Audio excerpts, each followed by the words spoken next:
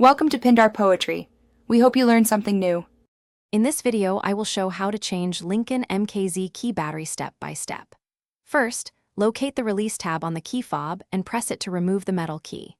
Use a small flathead screwdriver to gently pry apart the plastic halves. Remove the old CR2032 battery, note orientation, and place the new battery positive side up. Snap the halves back together, reinsert the metal key, and test the remote buttons to confirm operation. Begin by pressing the key fob release tab while pulling out the metal key to expose the seam.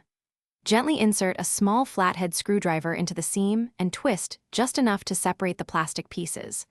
Work along the edge slowly and look for hidden clips so you do not force or break the casing. Once open, set the top cover aside and inspect the circuit board and battery for orientation and any visible damage or corrosion. If you found this helpful, please subscribe and like the video to support more content and easy tutorials.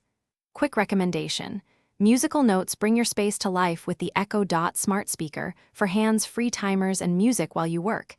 It pairs nicely with projects like this. Check the description for the product link and other deals to grab one if you like. Thanks for the support. Now let's get back to the video.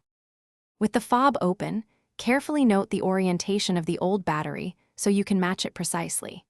Use a plastic pry tool or your fingertip to lift the CR2032 cell free from its cradle, avoiding contact with the circuit pads. Place the fresh CR2032 into the slot with the positive side facing up, press it gently until it clicks in, and realign the halves of the fob. Reassemble the case and test the key functions from a short distance. Thanks for watching. Consider subscribing if we helped you.